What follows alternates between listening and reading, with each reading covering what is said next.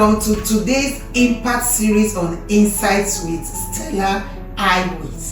Last week we examined unspoken expectations. If you missed it, please go for it.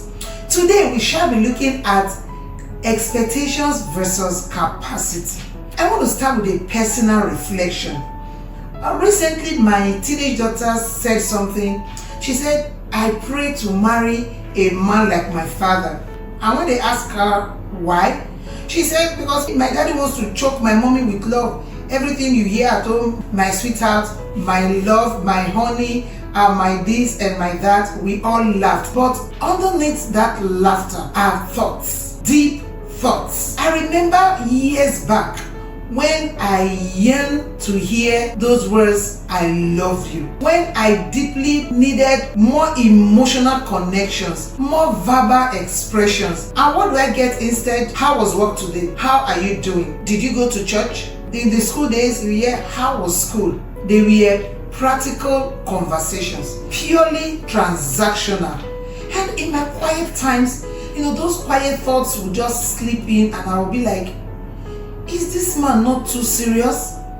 Won't this be too boring? But deep down, I knew there was love.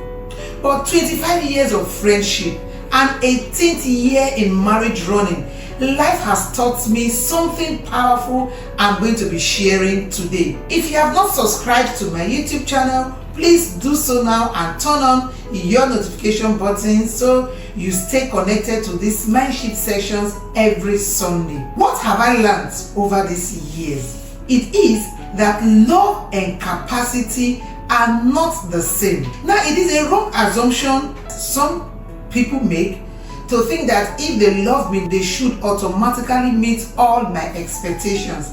Reality is not like that. As we progress further on this today, let's define capacity. What is capacity? Capacity is the present ability to mentally, psychologically, physically, emotionally, and relationally handle demands and responsibilities. I'll take that again. It is the current ability to mentally, physically, emotionally, psychologically, and relationally handle demands and responsibilities. A person may love you genuinely. They may be building capacity in certain areas. Your spouse can love you deeply but may still be struggling with communication. He can love you deeply but may still be having issues with emotional connectivity. They may love you deeply but they are struggling financially. They may love you deeply but they're still learning maturity. And because they love you, love always sounds like, do I care? Do I really care? Yes, they may care because they actually want to. Capacity, which is reality, will always answer the question, am I currently able? There are two different questions. In the case of my experience over the years, I looked at my husband now and I was forced to ask one day. I said, those days when you were acting more like a robot and everything about you was so strict, what was actually going on with you then? He laughed and said, I had always wanted to be this romantic, if you say so, but it wasn't in me. I had to learn. I have learned and I'm still learning. This is where some marriages or some relationships are having problems. When expectations are not met, there is this feeling of they don't love me, they are not trying, or love has reduced, or something has changed. What if the issue is not willingness? The willingness is actually there. What if the issue is limitation? Maybe inadequate capacity to meet that expectation. Have you thought about it in that line? Certain realities may just be contending with their ability to meet those expectations. Take for instance a man that has so much to face in terms of finances, pressure at work, business demands, and the wife is saying, no longer pay enough attention to me. Well, good that was mentioned. Did he stop loving? But other issues are contending with his capacity to meet that expectation. Take also the wife that is working. She has work to deal with, domestic responsibility, physical exhaustion, and psychological drain. And And then she's faced with this comment of, you have changed, you are no longer the same person. That may not be completely true. I can relate very well with that. I love cooking. I actually love, that's one of the things I do when I'm less busy. And in the early years of my marriage, I did that a lot. I was always cooking, making different dishes, and my husband was enjoying it, having a nice time. If our colleagues would come to the house, they enjoy coming to eat. And one day I was riding home with my boss, and she said something when I was telling her what I planned to do that evening. She said something. She said, enjoy it while it lasts. Keep cooking.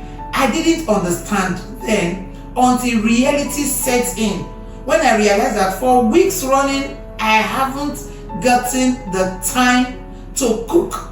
Did I stop loving? No, I didn't.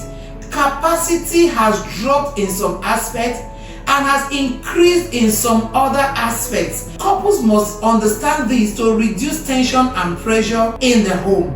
Love may still be there, but capacity is under pressure. Capacity is struggling. Here is something to be mindful of. When expectations consistently exceeds capacity, something dangerous happens. Pressure sets in, and we know pressure has its own consequences. Pressure creates frustration, creates guilt, resentment, and ultimately withdrawal. When a person constantly feels that they are not doing enough or they are failing, they slowly withdraw. Not because they stopped loving, but because they feel defeated. They feel they are not doing enough. And many marriages are suffering this quietly. But here is what to do instead.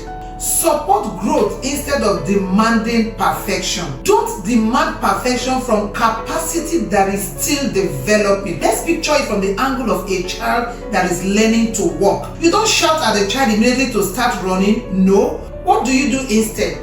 You support growth. You encourage development. And you celebrate progress. Marriage also needs this wisdom. Why? Because emotional capacity grows, communication capacity grows, financial capacity grows, relational capacity, it grows as well. Your spouse may not be refusing, they may just be developing capacity in that area of your expectation. There is a difference. What practical steps do you need to handle expectations versus capacity wisely?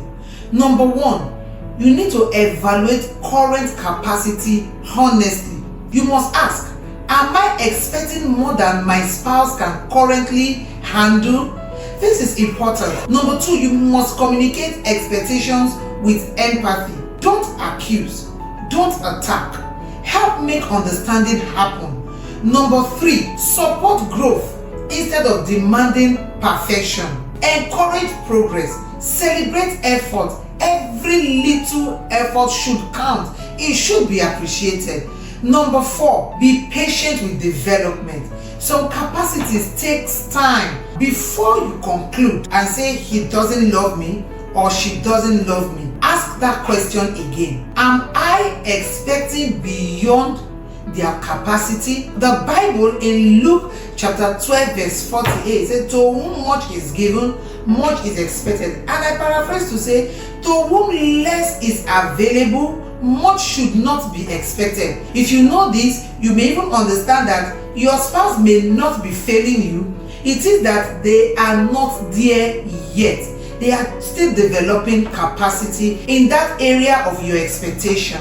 As we wrap up on today's session, I want to leave you with this. Don't interpret limitation as rejection. Capacity may still be developing. This is Impart Series on Insights with Stella. If you have not, please subscribe to my YouTube channel and turn on your notification button for my shift sessions on this space every Sunday. Next week, we shall be looking at unrealistic expectations and the hidden dangers.